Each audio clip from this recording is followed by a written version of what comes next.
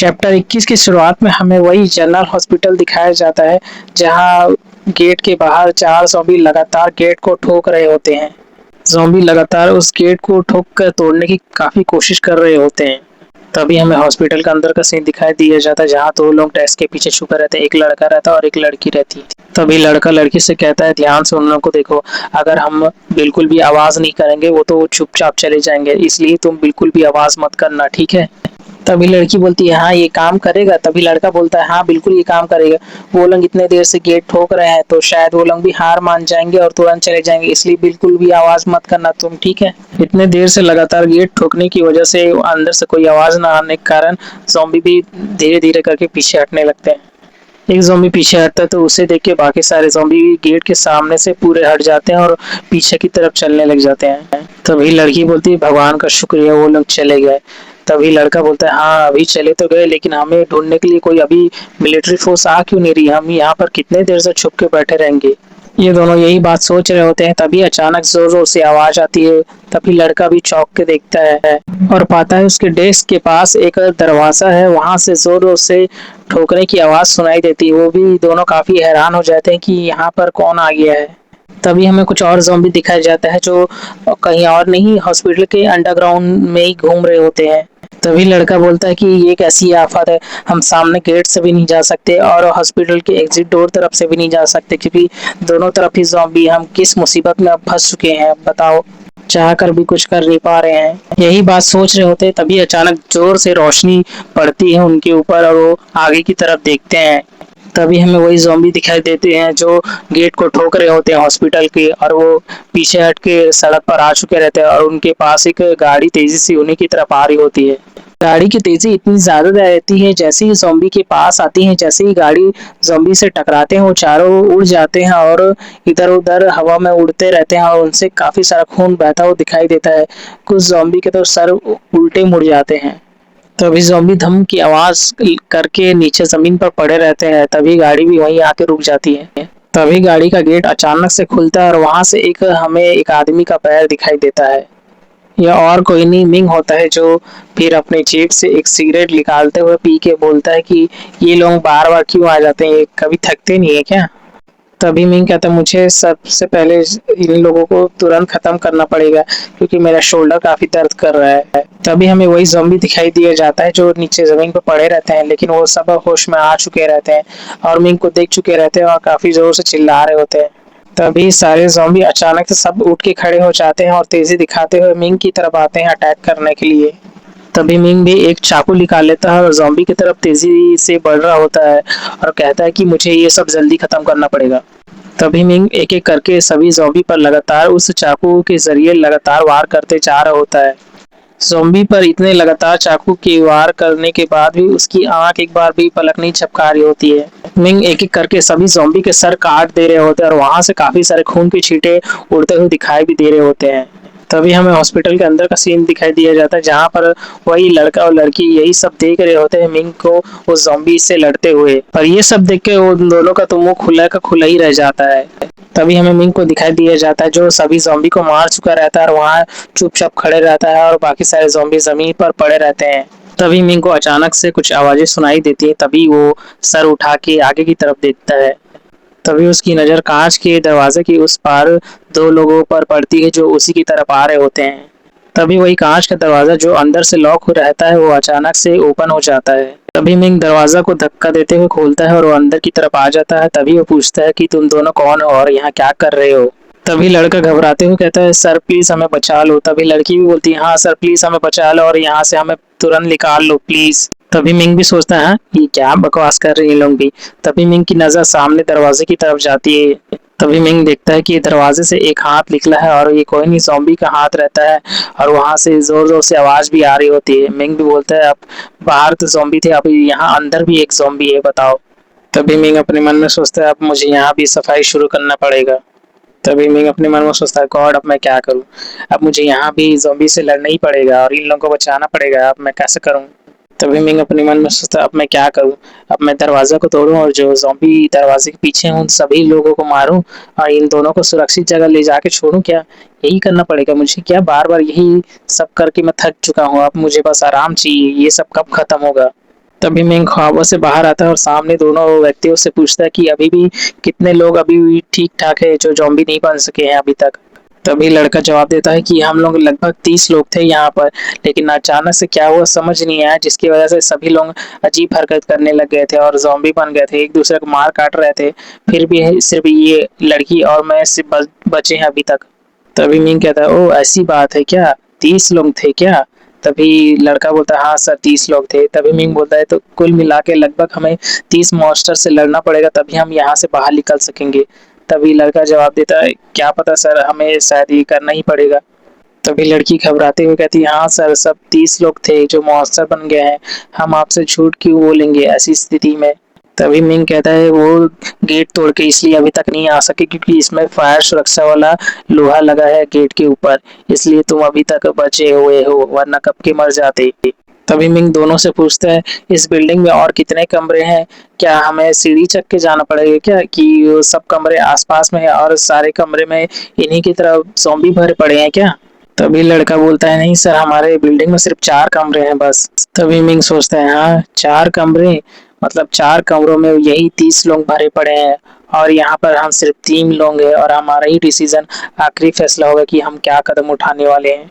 Ming अपने मन में सोचता है, और हमारे पास और ज्यादा समय तो है नहीं जो हम कर सके, हमें कुछ ना कुछ जल्दी करना ही होगा। तभी मिंग दोनों से पूछता है, वैसे बताओ मेन एंट्रेंस खोलने का बटन किधर प्रेस करना पड़ेगा? तभी लड़की जवाब देती, सर उधर उधर डेस्क के पास में है वो। तभी मिंग धीरे धीरे करके डेस्क के पास पहुंच जाता है, फिर अपना हाथ डेस्क के नीचे तरफ घुमाता है जहाँ 2 बटन रहते हैं, वहां पर एक बटन प्रेस कर देता है। जब मिंग वही बटन दबाता है तो मेन एंट्रेंस की गेट पर वही फायर प्रूफ वाला लोहे की दीवार आना शुरू हो जाती है। तभी लड़का भी बोलता है कि ये क्या कर रहा है। तभी लड़की बोलती है, ये समझ नहीं आ रहा है, ये आदमी कर क्या रहा है। तभी लड़का बोलता है कि ये हमें यहाँ अंदर में लॉक कर रहा है। तभी लड़का बोलता है कि ये हमें शायद अंदर मार देना चाह रहा है। तभी लड़का मिंग के ऊपर जोर से चिल्लाता है कि तुमने ऐसा क्यों किया, दरवाजे को फायर लॉकर से क्यों लॉक कर दिया, तुम क्या हमें अंदर मारना चाह रहे हो क्या लॉक करके? तभी मिंग कहता है, तुम दोनों मुझ पर भरोसा रखो, क्योंकि जो मैंने किया वो हमारी सुरक्षा के लिए किया था, क्योंकि कांच का गेट कभी भी टूट सकता था, लेकिन अब फायर फोर्स लॉकर लगा है तो अब गेट नहीं टूट सकता। तभी दोनों पलट के देखते हैं कि गेट पर काफी सारे ज़ॉम्बी गेट को तोड़ने की कोशिश कर रहे होते हैं, लेकिन वो तोड़ नहीं पाते, बस ऐसे ही बस मारते जा रहे होते हैं। तो भी लड़का चिल्लाते हुए नीचे जमीन पर बैठ जाता है, बोलता है कि अभी हम क्या करें, हम दोनों तरफ से फंस चुके हैं, अब क्या करें। लेकिन मैं इन दोनों की बातें नहीं सुन रहा होता, वो आगे की तरफ बढ़ता जा रहा होता है। तभी लड़की का ध्यान मिंग की तरफ जाता है, फिर वो पूछती है मिंग को कि तुम किधर जा रहे हो, तुम हमारे साथ नहीं रहोगे क्या? तभी मिंग पीछे पलट के जवाब देता है, मैं कुछ कचरा साफ करने जा रहा हूँ ताकि हम यहाँ से आसानी से निकल सके, ठीक है। तभी सीन शिफ्ट होता है और हमें एक स्कूल दिखाई दिया जाता है और आसमान में काफी तेज बारिश हो रही होती है। तभी हमें एक सोल्जर दिखाई दिया जाता है, वो एक अपने हाथ में ट्रैफिक लाइट पकड़े हुए कहता है कि हे थोड़ा इधर राइट की तरफ लेके आओ, राइट थोड़ा सा राइट, नहीं नहीं नहीं इधर थोड़ा और, बस बस थोड़ा सा और। तभी हम देखते हैं कि सोल्जर आगे की तरफ देख रहा होता है जहां मिलिट्री की गाड़ी बाकी लोगों की गाड़ियों को हटा रहे होते हैं, क्योंकि वो रास्ता ब्लॉक कर रहे होते हैं उनकी गाड़ी। तभी हमें सारी गाड़ियां दिखाई जाती है जो एक एक करके कतार में दिखाई देती है और मिलिट्री गाड़ी एक एक करके उसे हटा रही होती है। तभी एक सोल्जर बोलते हैं, हाँ थोड़ा जल्दी करो, बाकी और दूसरे जगह पर काफी सारी गाड़ियां रोड में ब्लॉक कर चुकी हैं रास्ते को, हमें तुरंत वहां जाके भी ये सब करना पड़ेगा, इसलिए जल्दी करो। तभी हमें एक सोल्जर दिखाया जाता है जो सभी को ऑर्डर दे रहा होता है, वो बोलता है कि एक एक करके सभी गाड़ियों को जल्दी हटाओ और एक ही जगह पर स्थित करो ताकि कोई जगह घेर न ले और सभी आसानी से वहां से निकल सके, और हमें जल्दी करना होगा, हमें दूसरी जगह भी जल्दी जाना होगा, इसलिए तुरंत करो हाँ। तभी हमें कोई दिखाई देता है जो काफी थका हुआ रहता है, वो हाफता हुआ उन्हीं सोल्जर की तरफ आ रहा होता है। तभी हमें उसी व्यक्ति का पैर दिखाई दिया जाता है जो धीरे धीरे करके सोल्जर की तरफ आगे बढ़ता जा रहा होता है, और ये कोई और नहीं सुजियोंग रहती है जिसे मिंग ने बचाया था और इसे बचाने के लिए उस किचन के फ्रीजर में छुपा के रख दिया था। सुजियोंग धीरे धीरे करके उस सोल्जर की तरफ आगे बढ़ते जा रही होती है। तभी हमें सोल्जर दिखाई दिया जाता है जो हथौड़ा पकड़ के वहां पर लोहे की छड़ लगा रहे होते हैं और वहां पर जोर जोर से ठोक कर उसे सुरक्षित कर रहे होते हैं। तभी सुजियोंग का आवाज आती है, एक्सक्यूज मी, क्या आप मेरी बात सुन सकते हैं क्या? तभी सोल्जर जो काम कर रहा होता है अचानक से फिर पीछे पलट के देखता है। तभी सुजोंग बोलती है, एक्सक्यूज मी प्लीज, मेरी मदद कीजिए, मुझे ठीक नहीं लग रहा है, प्लीज आप मेरी मदद कीजिए। तभी दोनों सोल्जर पलट के देखते हैं कि सुजोंग और उसके पास धीरे धीरे करके आ रही होती है। तभी सुजोंग बोलती है, प्लीज मेरी मदद करो प्लीज। तभी वो सोल्जर काफी घबरा जाता है, तुरंत अपनी राइफल निकाल लेता है और बोलता है कि ये एक ज़ॉम्बी यहाँ पर क्या कर रही है? यहाँ ये जगह तो हमने सुरक्षित कर लिया था ना, ये कहाँ से आ गई है? तभी सोल्जर अचानक से सुजोंग के आसपास गोली चला देती है। सुजोंग काफी घबरा जाती है, वो अपना सर पकड़ के नीचे बैठ जाती है कि और बोलती है, प्लीज आप ये क्या कर रहे हैं? आप ऐसा करना बंद कर दीजिए प्लीज। गोली की आवाज सुन के तभी एक सीनियर सोल्जर आ जाता है और फिर पूछता है, तुम दोनों यहाँ पर क्या कर रहे हो? ऐसा गोली क्यों चला रहे हो? तभी सोल्जर बोलता है, सर एक बाइटर यहाँ पर आ गया था सर, इसलिए हम उस पर गोली चला रहे थे। तभी सुजोंग बोलती है, प्लीज मुझ पर गोली चलाना बंद कीजिए प्लीज, मैं कोई ज़ॉम्बी नहीं हूँ, प्लीज ऐसा मत कीजिए। तभी वही सीनियर सोल्जर की नजर उस सड़क पर जाती है जहाँ पर सुजोंग बैठी रहती है। तभी वो भी सोचता है कि यहाँ पर ये पर्सन क्या कर रही है यहाँ अकेले इस खतरनाक जगह पर। तभी वही सीनियर सोल्जर अपने जूनियर सोल्जर को चिल्लाते हुए कहता है, तुम गधे, तुम क्या समझते हो अपने आप को? पहले तो वो अकेली ही दिख रही है, ऊपर से तुम बिना उसे पूछताछ किए गोली चला दे रहे हो क्या? यही ट्रेनिंग में सीखा गया था क्या? तभी जूनियर सोल्जर बोलता है, मुझे माफ कर दीजिए सर, मैं घबरा गया था इसलिए अचानक से मैंने गोली चला दी, सॉरी सर।